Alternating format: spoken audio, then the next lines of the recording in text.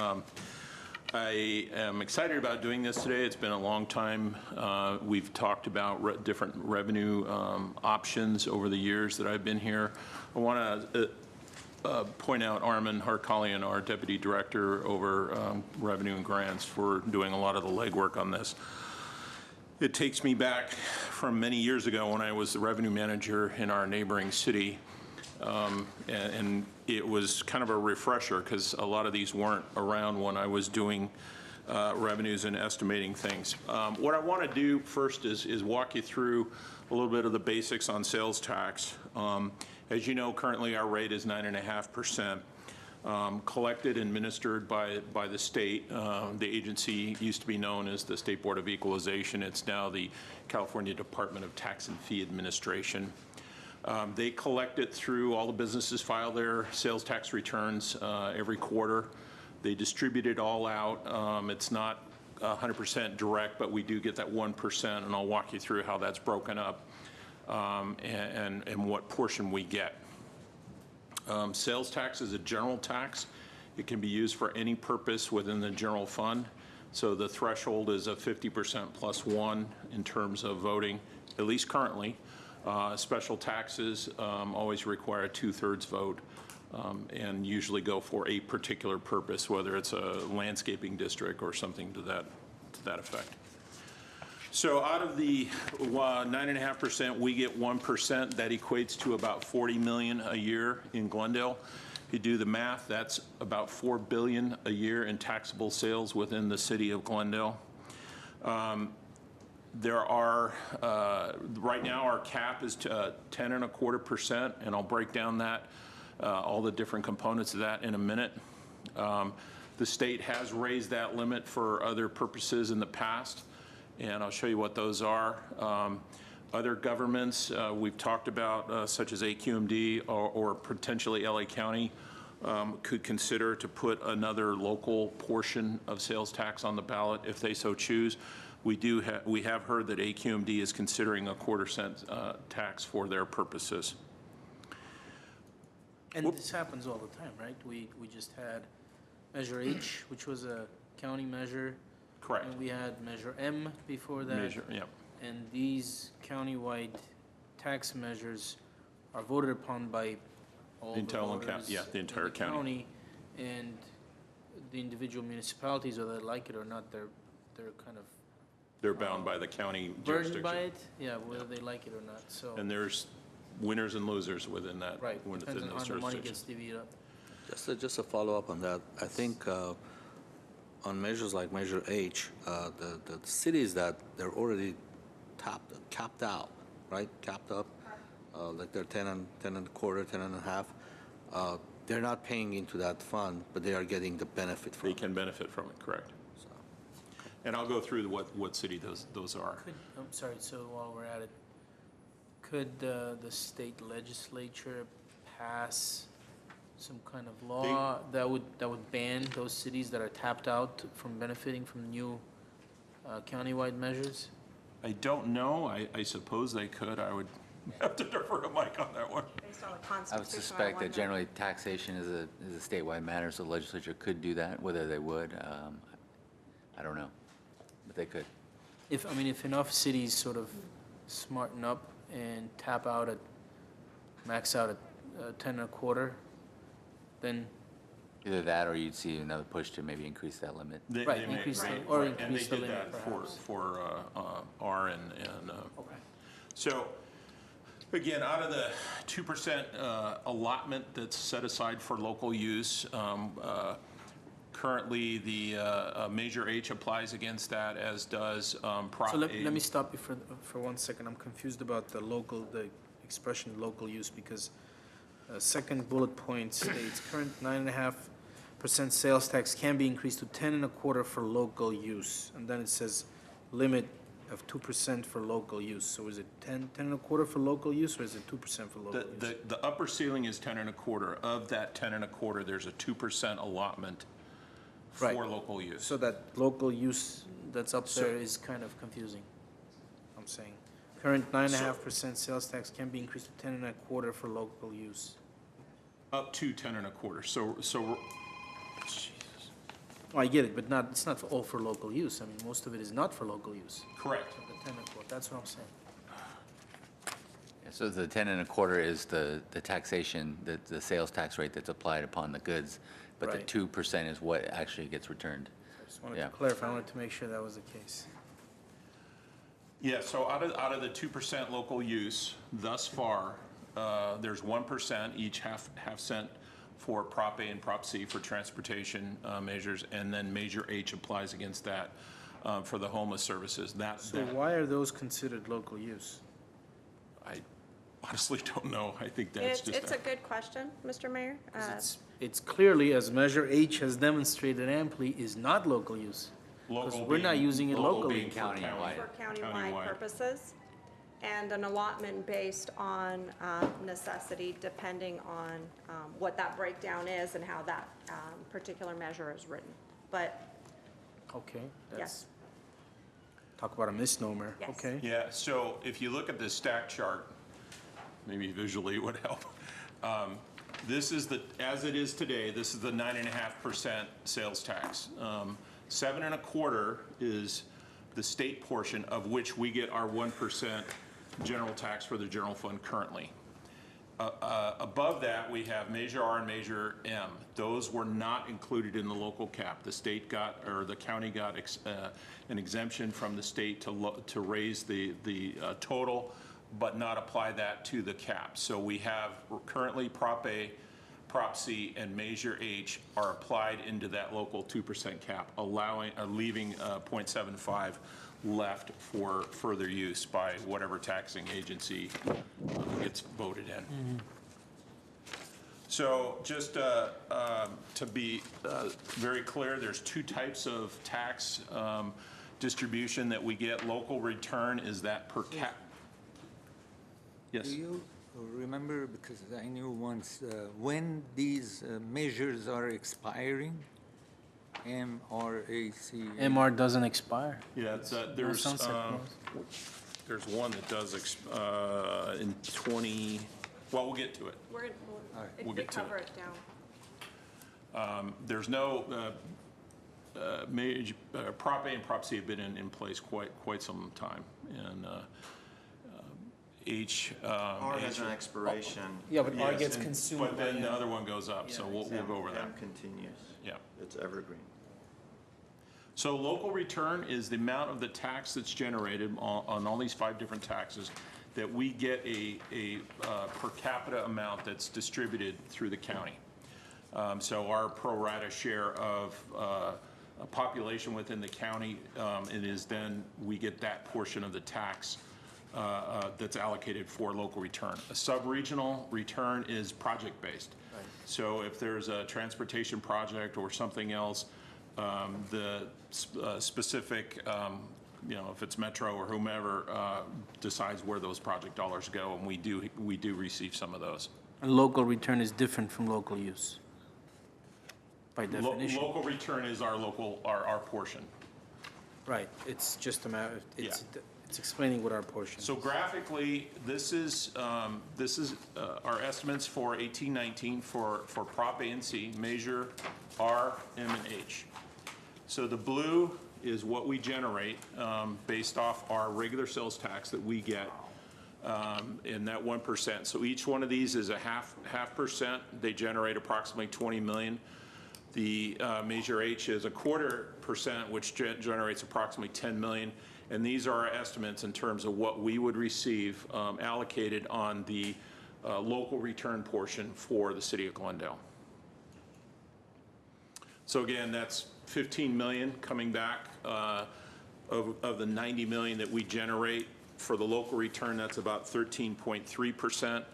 Add in the 3.4 for the sub-regional projects, we get about 16.7 or 1/6 of the money generated in Glendale back to Glendale for those various uses.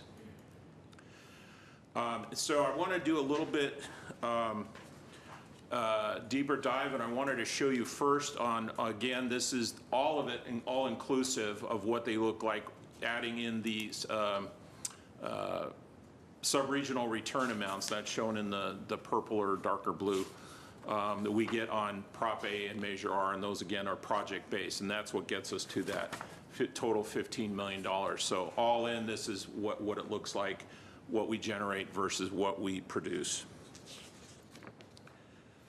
So looking at Prop A specific, it was passed by LA County voters in 1980. Of that tax, only 25% of that tax, not be confused, is the 0.5% rate that's generated. Of the 100% tax, we only get a quarter is designated through local return on your pro rata population of the county. The other 75% is designated for projects, discretionary or rail. Some of the monies we've gotten over the time for sub-regional type are more of the maintenance and items that we have for the Beeline, fare box, replacement, some other commuter reduction programs, along with the operations of our bus system. So Prop A brings in 20 million a year. Correct. To the county, and we get 3.8 million.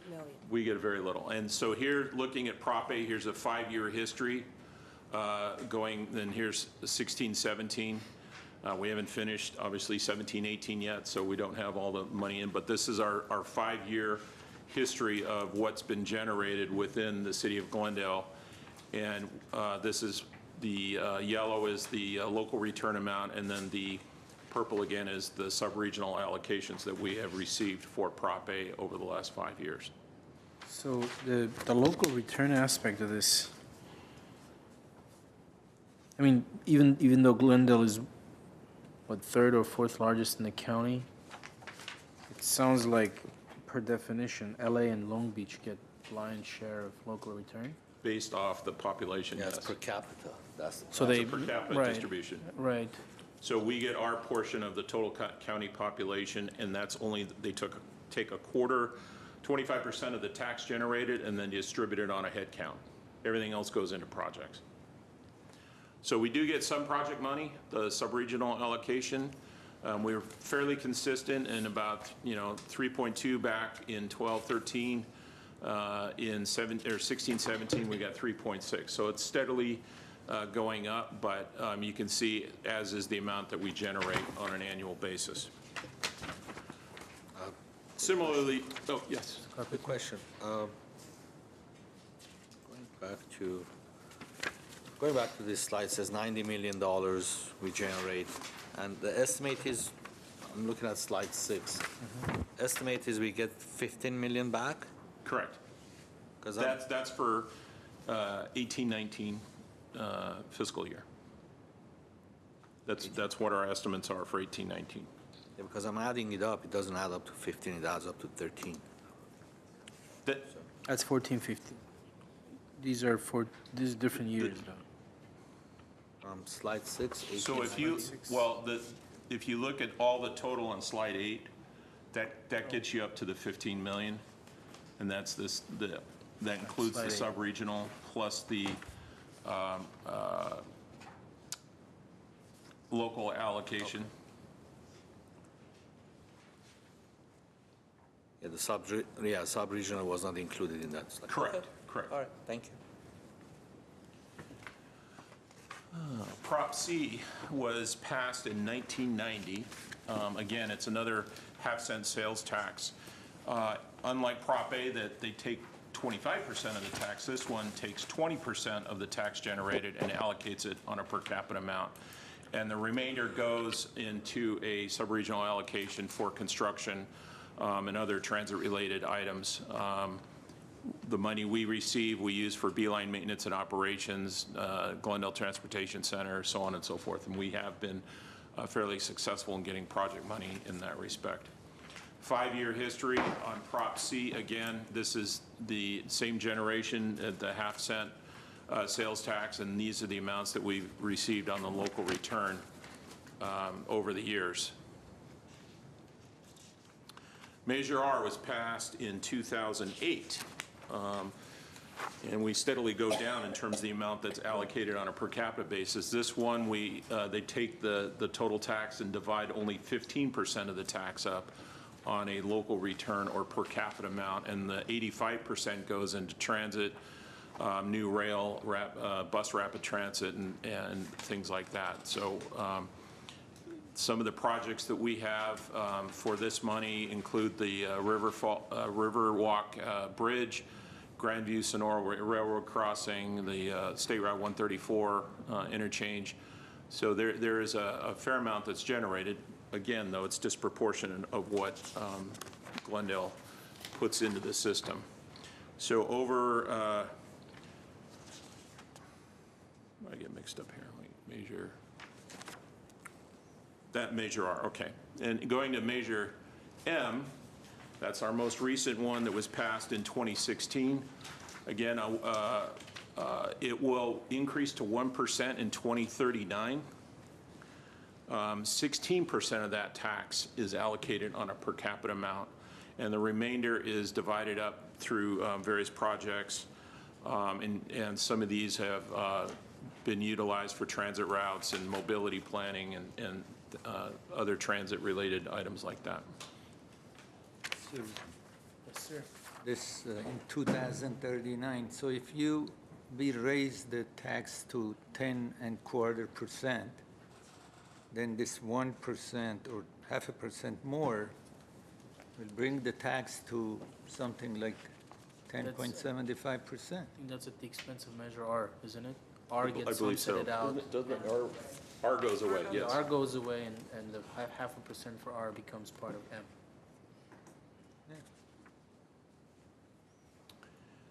So over the 2-year history for Measure M, this is what we've generated, and versus what we received very little in return for really what's been generated over the last 2 years. And the last one to take a look at is Measure H, very new, passed it in 2017, another 1/4 cent tax.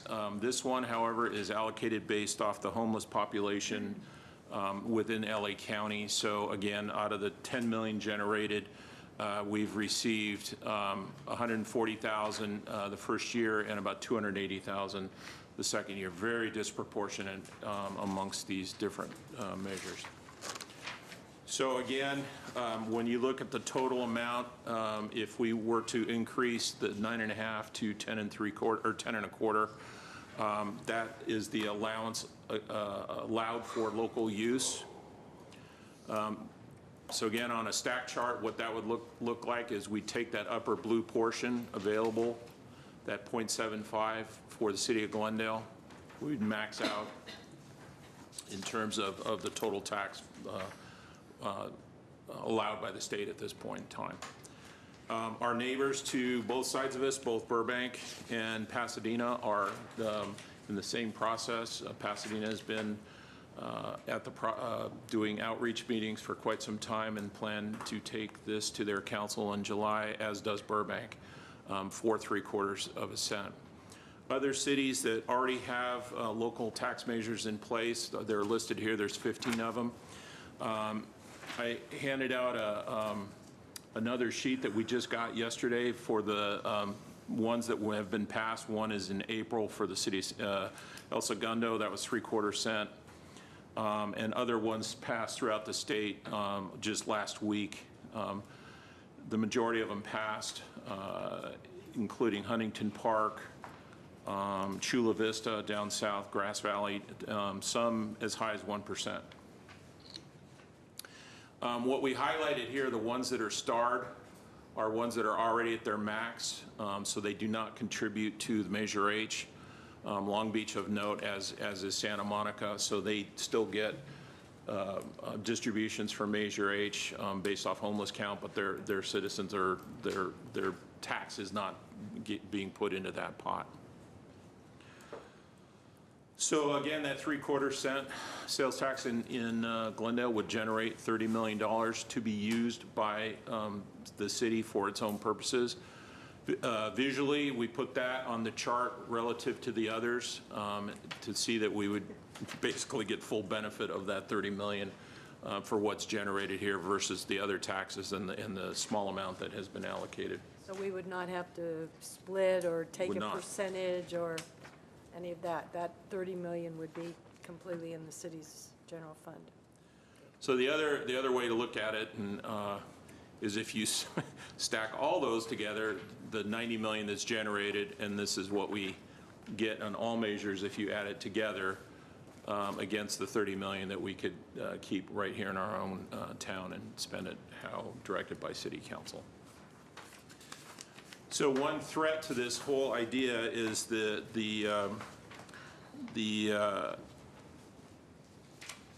law that's being circulated now to be put on the ballot, the Tax Fairness, Transparency, and Accountability Act that was brought to you. Christine Powers did a presentation on May 8th, and council passed a resolution opposing this act. Honestly, this would be incredibly destructive to cities throughout the state. It would raise the threshold for any tax to 2/3 passage versus the simple majority of 50+1. Which would be very difficult to do. So some of the measures that passed in the past may not pass now if you have to have a 2/3 threshold to have it successful. One of the real interesting items on this would be retroactive back to the beginning of 2018, and I've never seen anything that's retroactive back to a beginning, and I'm not sure how that would ultimately pan out in terms of having it decided in the courts. This measure is sponsored by the American Beverage Association. I guess they're upset about the recycling and some of the fees for plastic throughout the state. It's also backed by big oil and insurance companies, and I'm not sure 100% why, but they're putting millions of dollars into this ballot initiative. The League of California Cities has opposed it, and they're working with other agencies to try and get this defeated. So there is some risk if we do even try to put this forth. So next steps, as we've discussed, the November election, November 6th, we have to have notice by August 10th to be able to put something on the November ballot, which means we would likely come back to you on July 10th, depending on your direction. Again, $30 million is at stake for local Glendale use. And with that, we'll take questions.